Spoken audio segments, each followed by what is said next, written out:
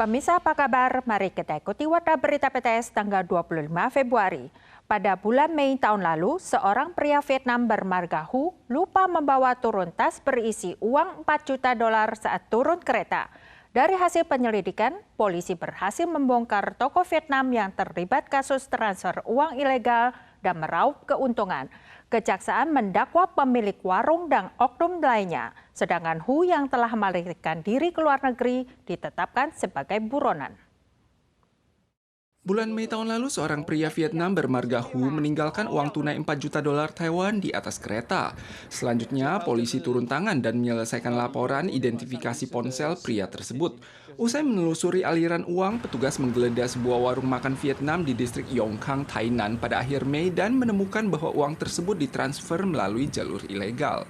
共计包含越南籍以及本国籍共5人，接受在台越南籍人士委托进行地下汇兑，赚取汇差及收取手续费，汇兑次数总计至少924次，金额达新台币2亿3000余万元。 Uang tersebut dipercayakan oleh seorang klien di Taiwan kepada Hu dan seorang wanita bernama Pan Lee. Mereka pertama-tama mentransfer dong Vietnam senilai $4 juta Taiwan ke rekening bank di Vietnam. Kemudian Hu mengambil uang tunai sebesar 4 juta dari klien untuk dibawa kembali ke warung makanan ringan dan diserahkan kepada Pan Lee, namun malah tertinggal di atas kereta, sehingga kasus ini pun tersingkap secara tidak sengaja. 那不管是台商或者是移工，如果有以这样子的方式进行汇兑，其实会让自己承担2个风险。第一个风险就是，这些所谓的地下汇兑厂商其实不跟一般的银行不一样，你交出去的钱有可能被 A 走。那第二个风险是，一旦这些厂商被检警寻获的，可能会索赔无门。 Jaksa menuntut pemilik toko dan 4 orang lainnya, termasuk pasangan Taiwan-Vietnam yang melanggar UU Perbankan. Hu melarikan diri dari Taiwan pada pertengahan Mei dan diburon oleh kantor kejaksaan distrik Tainan. Sementara uang sebesar $4 juta tersebut merupakan uang gelap, maka disita oleh jaksa sesuai KUHP. CWA memprediksi musim semi tahun ini suhu cenderung hangat dan sedikit hujan. Untuk liburan panjang akhir pekan 28 Februari, cuaca akan tidak stabil, cenderung lembab dan sejuk. Sementara itu, jika kondisi cuaca memungkinkan, seluruh wilayah berkesempatan menyaksikan gerhana bulan warna merah gelap pada Selasa malam pekan depan. Musim dingin segera berakhir. Iklim musim semi diperkirakan sedikit hujan dan suhu di atas rata-rata. Terkait cuaca sepekan mendatang, front awan tiba tanggal 25. Suhu di wilayah utara dan timur laut akan relatif sejuk. Sebuah front awan lainnya akan melintas tanggal 27. Cakupan hujan akan meluas tanggal 28. Cuaca menjelang liburan akhir pekan diperkirakan tidak stabil. Tanggal 3 Maret adalah Festival Lentera. CWA memprediksi mulai sore hari seluruh wilayah berpeluang menyaksikan fenomena gerhana bulan yang berkisar dari pukul 5 hingga 8. Jika cuaca mendukung, warga berpeluang menyaksikan fenomena gerhana bulan merah gelap. Dokter mata yang baru-baru ini menangani sebuah kasus pasien yang menggunakan suntik kurus selama 2 bulan berturut-turut, menemukan bahwa mata kiri pasien mengalami pendarahan dan nyaris buta.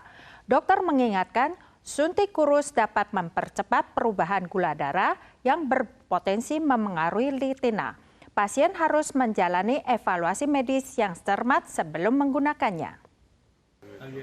Foto memperlihatkan pendarahan di bilik anterior mata kiri dengan gumpalan darah di dalam rongga vitreus pasien. Kondisi pendarahan bahkan berlanjut setelah operasi. Gumpalan darah menutupi lapisan dalam kornea. Walau telah menjalani operasi kedua, pasien tetap menunjukkan pendarahan di bilik anteriornya.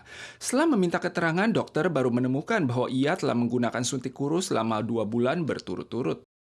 它血就像泉水一样，不断的涌出来，5天之后。 我们还是发现到，他血还是又跑出来了。 Pada awal tahun ini, penglihatan pria bermarga Lin tiba-tiba menjadi hitam total. Pemeriksaan lanjut mengungkapkan kondisi pendarahan berkelanjutan yang nyaris membuatnya buta. Dokter menyarankannya untuk berhenti menggunakan suntik kurus. Namun saat ini, mata kirinya cuma bisa merasakan cahaya, yang artinya ia hampir kehilangan semua fungsi indera penglihatannya.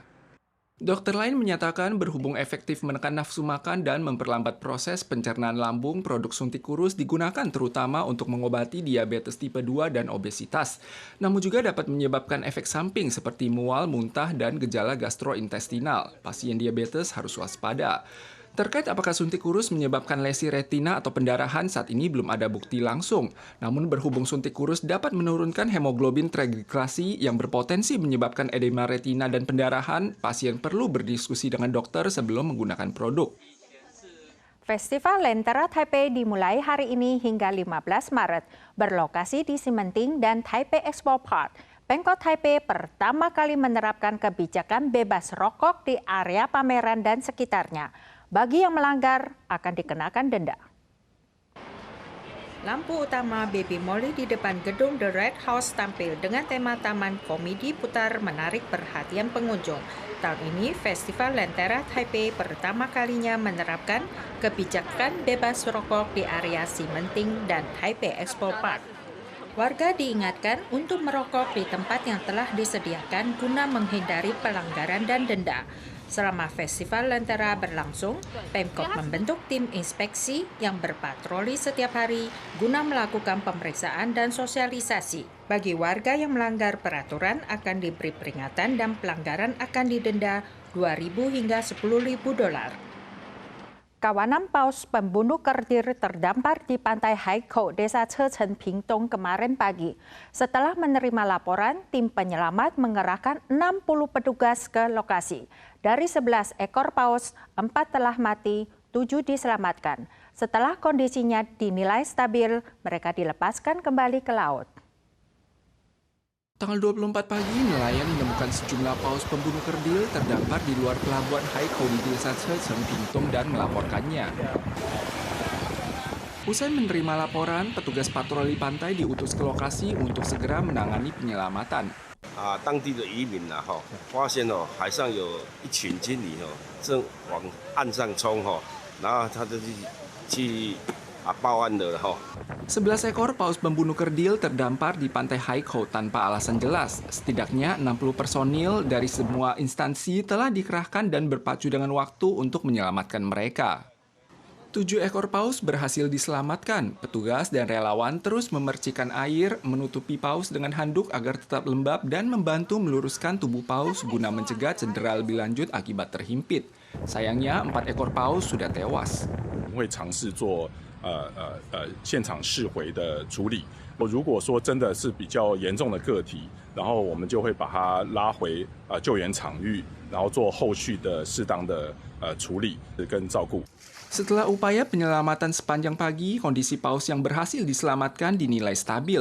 Guna menghindari bahaya selama proses pengangkutan, paus tersebut diangkut dengan perahu nelayan ke laut lepas dan dilepaskan tanggal 24 sore. Para pemirsa sekalian, sekian warta berita dari PTS. Kita soal lagi di lain kesempatan. Sampai jumpa.